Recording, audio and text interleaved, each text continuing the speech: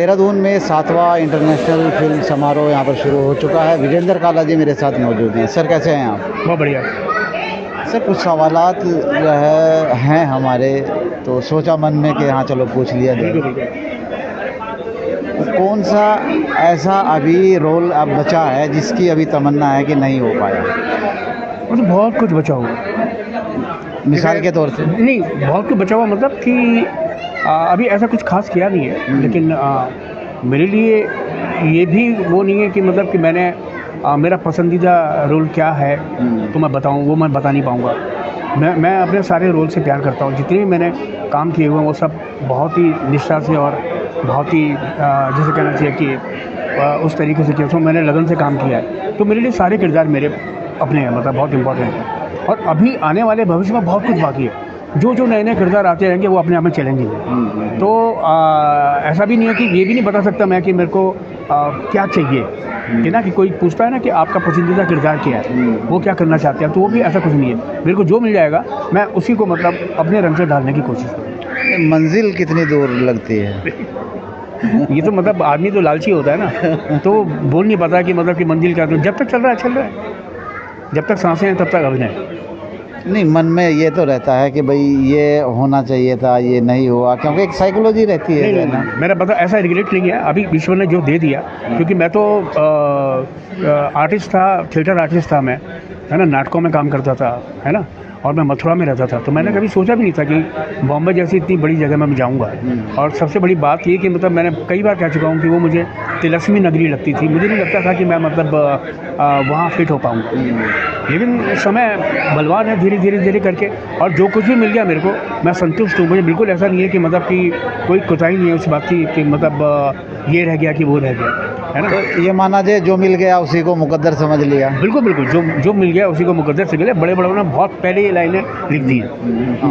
संघर्ष कितना रहा? संघर्ष मेरे को ऐसा नहीं लगा। अच्छा, मेरे को संघर्ष का कतई नहीं रहा। मैं मतलब शुरू से गया था, जब मैं बॉम्बे, तब भी मतलब मैं ईश्वरी कृपा से मस्त था, मतलब काम नहीं था मेरे पास तब भी। उसके बाद क्या था कि मैंने रास्ते चुन लिए थे। मैं एक्टिंग भी करता था, मैं डायरेक्टर को असिस्ट भी करता था, मैं राइटिंग भी करता था। तो सोच लिया था कि जो मिलेगा वो कर लूँगा। मैंने सब किया। मैं बालाजी में मैंने मतलब एकता कपूर के लिए लिखा भी जी, और मैंने अभिनय भी किया।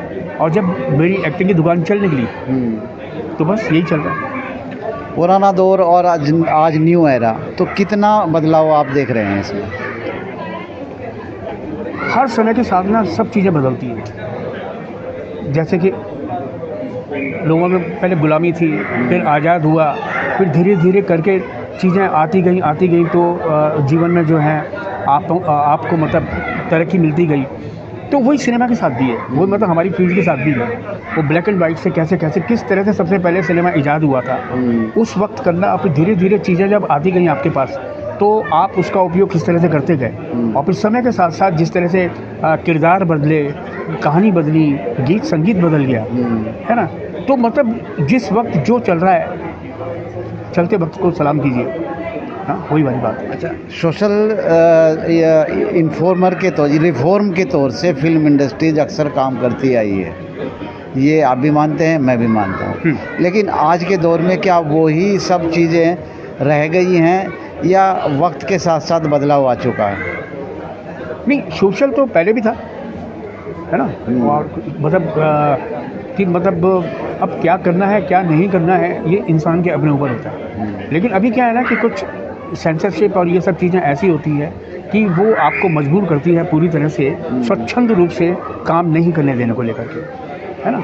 तो अभी क्या है कि मतलब कि सोशल का, अब जो सोशल मीडिया आ गया है ना, तो बहुत सारी चीज़ें हैं। तो अभी क्या है कि सिनेमा ऐसा नहीं रह गया कि मतलब सिनेमा क्या है कि मैक्सिमम टाइम जो है वो सिर्फ एंटरटेनमेंट के ही पर्पज़ से है। और मुझे लगता है कि सिनेमा को ना एंटरटेनमेंट के साथ साथ थोड़ा सोशल होना चाहिए, पूरी तरह से भी नहीं होना चाहिए। पता नहीं लोगों को कब क्या चीज़ बुरी लग जाए। नहीं, आज है ऐसा? हाँ, आज तो दोनों चाहिए, क्योंकि OTT भी आ गया अब तो, है ना। आज की तारीख में जो है सोशल है ही, डेफिनेटली है। तो चक्कर क्या होता है ना कि हम किसी न किसी एक तरफ झुक जाते हैं। ऐसा नहीं होना चाहिए। अच्छा, अक्सर फिल्म इंडस्ट्रीज़ ने समाज को एक ऐसा आईना दिखाने की कोशिश की है और इस समाज को सुधारने की कोशिश की है, बहुत सी फिल्में आई हैं, लेकिन जब से सोशल मीडिया आया है, हाँ। ये सब चीज़ें जो है ना, आपको नहीं लगता कि लुप्त होती जा रही हैं? नेचुरली ना, क्योंकि सोशल मीडिया इतना हावी हो गया है कि वो बहुत चारों तरफ से घेर लिया उसने, सोशल मीडिया ने, है ना। आप कुछ कहोगे, फिर मैं कुछ कहूँगा, फिर मैं कुछ कहूँगा, आप कुछ कहोगे। जब दोनों की कोई चीज़ें बातें मिल जाएंगी तब जाकर के आप स्वच्छंद हो जाओगे और निश्चिंत हो जाओगे। अदरवाइज़ क्या होता है कि मतलब एक दूसरे को खींचातानी के चक्कर में जो सोशल मीडिया ने वो सारा माहौल ख़राब ही कर रखा है ना। उसका दुरुपयोग ज़्यादा हो रहा है, सदुपयोग कम होता है। तो अब फिर बंदा क्या करता है कि सिनेमा बनाता है एंटरटेनमेंट के साथ, कि वो जितना एंटरटेन करा सके लोगों को वो ही अच्छा है। अब मुझे लगता है वही होना चाहिए। अच्छा, आपके हिसाब से आज के दौर के अंदर जो न्यू जनरेशन है और जो बदलाव ये आए हैं, आपका अपना कोई निजी अनुभव के आधार पर क्या संदेश है उनके लिए?